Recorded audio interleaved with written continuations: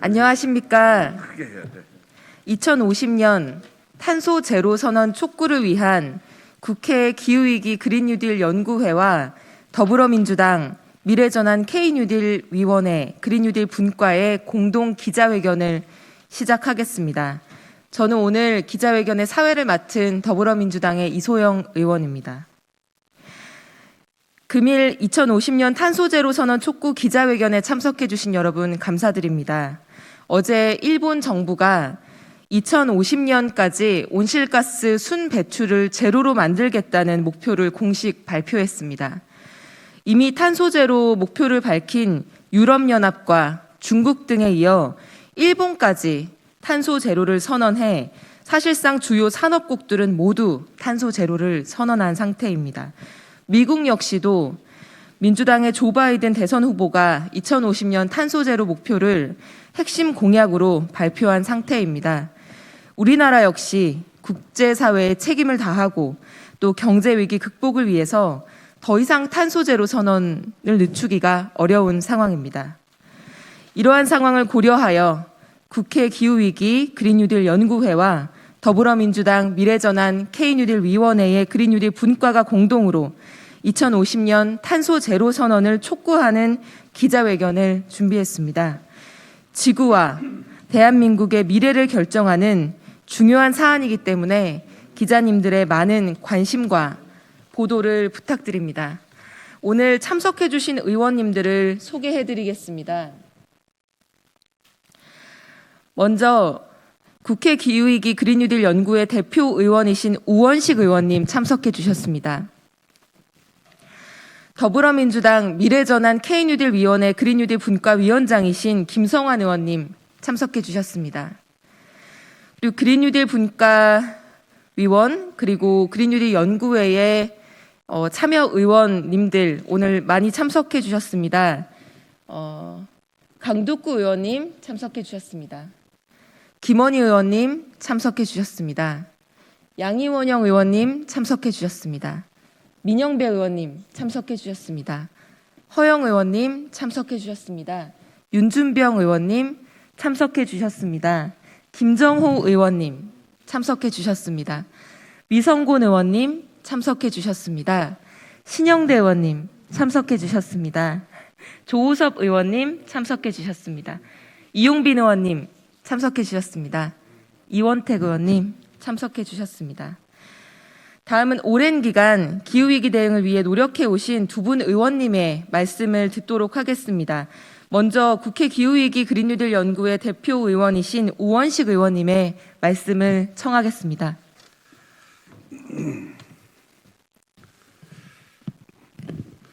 우리 더불어민주당의 많은 의원들이 이 자리에 함께 섰습니다. 온실가스로 인해서 초래되어진 기후위기로부터 지구를 구하자고 나선 의원들이 더불어민주당에 이렇게 많은 의원들이 있습니다. 오늘 다른 일정이 있어서 참석하지 못한 의원님들까지 더 포함하면 여기에 더 많은 숫자가 함께하고 있는 것입니다. 지구를 지키는 더불어민주당의 노력, 또 앞으로 우리 산업 경쟁력을 지키려고 하는 우리 더불어민주당의 노력이 이렇게 든든하게 큰 발걸음으로 나아가고 있다는 것을 먼저 말씀드립니다. 어제 스가 일본 총리가 취임 이후 첫 국회 연설에서 2050년까지 온실가스 배출을 제로로 하겠다고 선언을 했습니다. 스가 총리는 특히 이러한 기후위기 대책이 경제 성장에 있어 제약이 아니라 산업 구조와 경제사회의 변혁을 가져와서 큰 성장이 이루어질 수 있다는 발상의 전환이 필요하다고 강조했습니다. 일본은 우리나라보다 화력 발전 비중이 훨씬 높고 OECD 국가 중에 유일한 해외 석탄 수출국이라는 점에서 시사하는 바가 매우 큽니다. 이와 더불어서 전 세계 최대 탄소 배출국 중국의 2060년 탄소 중립 선언, EU의 강력한 그린딜 정책, 미국 대선 결과에 따른 획기적인 변화 가능성 등을 고려할 때 탄소 중립 정책은 이제 전 세계가 함께 가야 할 피할 수 없는 시대의 흐름이 되고 있습니다. 우리나라는 문재인 정부 출범 이후 재생에너지 3020, 그린 뉴딜 정책 등의 성과로 재생에너지 보급 속도와 보급량에 있어서는 이전 정부와 확연히 차이를 보이고 있습니다. 그러나 정작 온실가스 감축 목표는 여전히 5년 전 그대로인 것은 정말 부끄러운 일입니다. 우리가 그린 뉴딜에 힘을 쏟고 있지만 목표를 분명히 하지 않으면 사상 누각의 우를 범할 수 있습니다. 2050 탄소 제로 선언은 이제 선택이 아닌 생존의 문제입니다.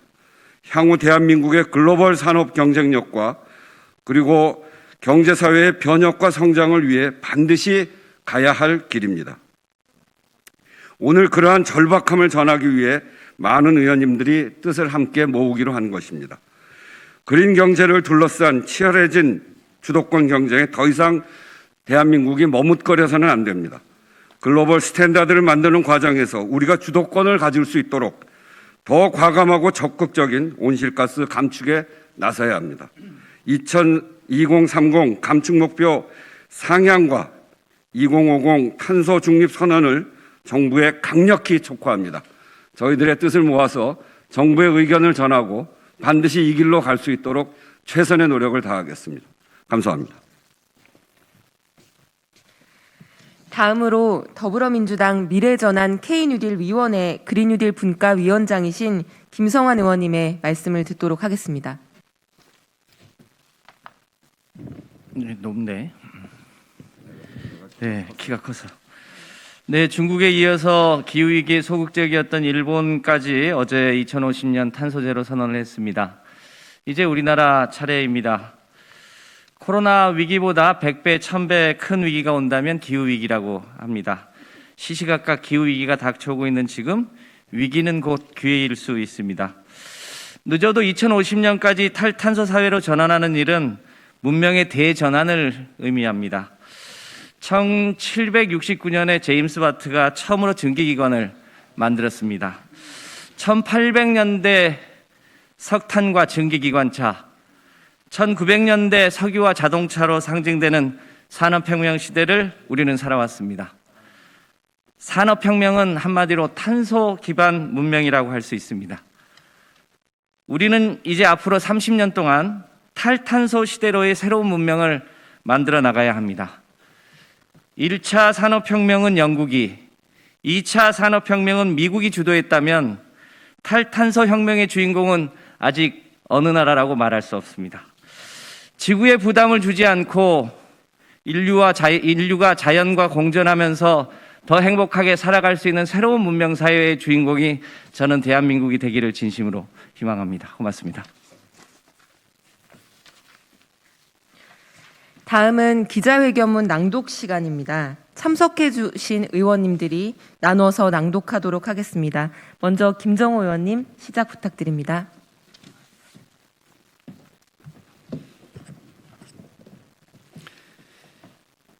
(2050) 탄소제로 선언 촉구 기자회견문. 지난 9월 국회는 기후위기 비상대응 촉구 결의안을 채택했습니다. 만장일치에 가까운 찬성을 얻어 통과된 이번 결의안은 현 상황이 기후위기 비상상황임을 인식하고 기후위기에 적극적으로 대응하기 위하여 우리나라도 2050 탄소 제로를 선언해야 한다는 강력한 요구입니다. 세계적인 석학 제러미 리프킨은 2028년경 화석 연료 문명은 막을 내리고 태양광, 풍력 등 재생에너지가 더 저렴해져 녹색 산업이 주류화가 될 것이라고 지적한 바가 있습니다. 이는 기후 위기가 환경 위기를 넘어 경제적 전환까지 가져올 것이라는 전망입니다. 국제에너지기구 분석에 따르면 현재 가장 많이 투자되고 있는 에너지는 재생에너지로 전체 에너지 투자의 66%를 차지하고 있습니다. 반면 석탄 화력은 12%, 원자력은 8%에 불과합니다. 녹색 산업의 경쟁력이 곧 국가 경쟁력이 되고 있습니다. 이런 상황에서 탄소 제로 선언을 늦추는 것은 에너지 다소비 산업이 주력인 우리 경제에 잘못된 신호를 주는 것과 마찬가지입니다. 어제 일본이 2050 온실가스 실질 배출 제로를 공식 선언했습니다. 일본은 화력발전 의존도가 높은 국가로 온실가스 배출량 세계 5위 국가입니다. 이 때문에 일본 정부는 지금까지 기후위기 대응에 책임을 다하지 못한다는 비판을 받아왔습니다. 유럽 선진국들이 앞다퉈 2050 탄소 제로 선언을 할 때도 일본 정부는 2050년까지 온실가스 80% 삭감 목표를 제시해 환경 문제에 소극적으로 대응해 왔습니다.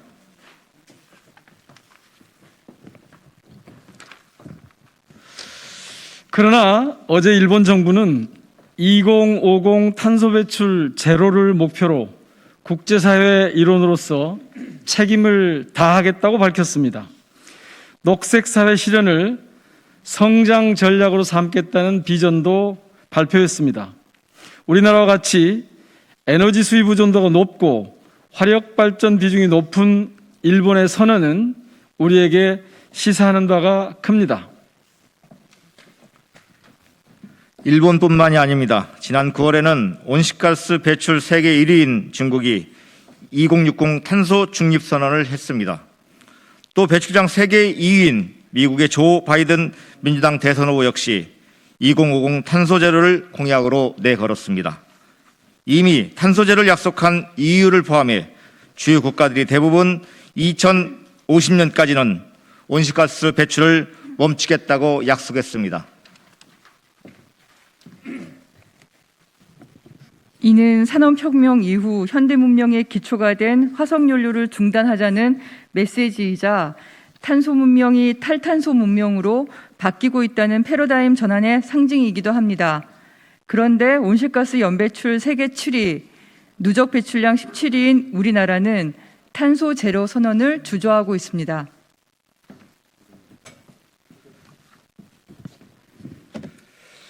매년 각국의 기후변화 대응 수준을 평가해 발표하는 기후변화 대응지수 2020에 따르면 우리나라는 평가 대상 61개국 중 58위를 기록했습니다. 2019년 보고서에서도 60개국 중 57위였습니다. 우리나라가 이렇게 낮은 평가를 받는 이유는 2030년 온실가스 감축 목표가 파리 협정에서 정한 2도 목표 달성에 부족하고 에너지 믹스에서 재생에너지가 차지하는 비중이 낮으며 1인당 온실가스 배출량과 에너지 소비량이 높기 때문입니다. 이제 문명의 전환이라는 무게에 걸맞는 전방위적인 전환의 의지를 보여야 할 때입니다. 그 첫걸음이 바로 2050 탄소 제로 선언이 되어야 합니다. 우리와 산업 구조가 비슷한 일본과 중국이 탄소 제로 선언을 한 이유도 여기에 있습니다. 일본은 세계 최고의 에너지 효율 기술을 가지고 있습니다. 중국은 세계 최대 태양광 모듈 생산국입니다. 우리 역시 아직 선진국에는 미치지 못하지만 훌륭한 제조 기술과 인적 자원이 있습니다. 녹색 산업을 통해 빠른 추격 국가를 넘어 녹색 선도 국가로 거듭날 수 있도록 국회와 정부가 책임을 다해야 합니다.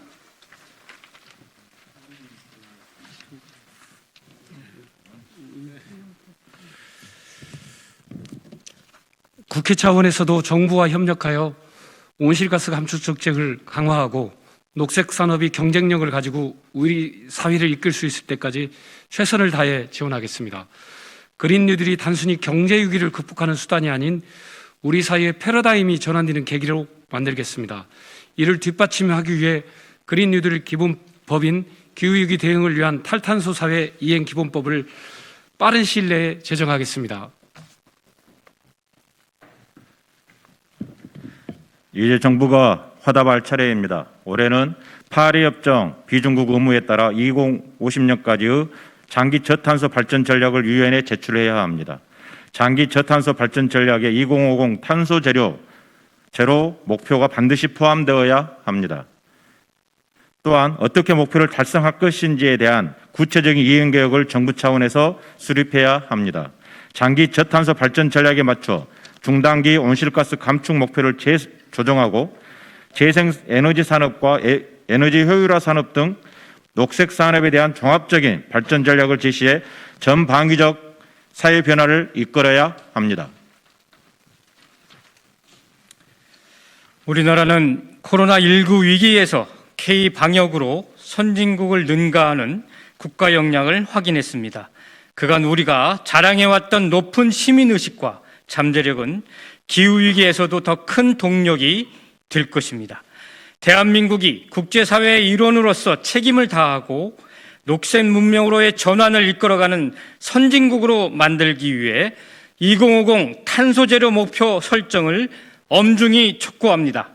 기후위기를 통해 우리나라와 전 세계가 지속 가능한 발전을 이룰 수 있도록 지금은 행동해야 할 때입니다. 2020년 10월 27일 국회 기후위기 그린 뉴딜 연구회 민주당 미래전환 K 뉴딜 위원회 그린 뉴딜 분과 일동.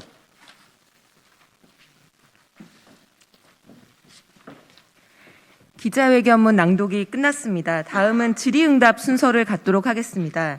2050 탄소 제로 나가서 할까요? 네, 기자회견을 마치겠습니다. 기후위기는 미래의 위기이자 현재의 위기라는 점 많은 분들께 공유될 수 있도록 관심과 보도를 부탁드립니다. 감사합니다.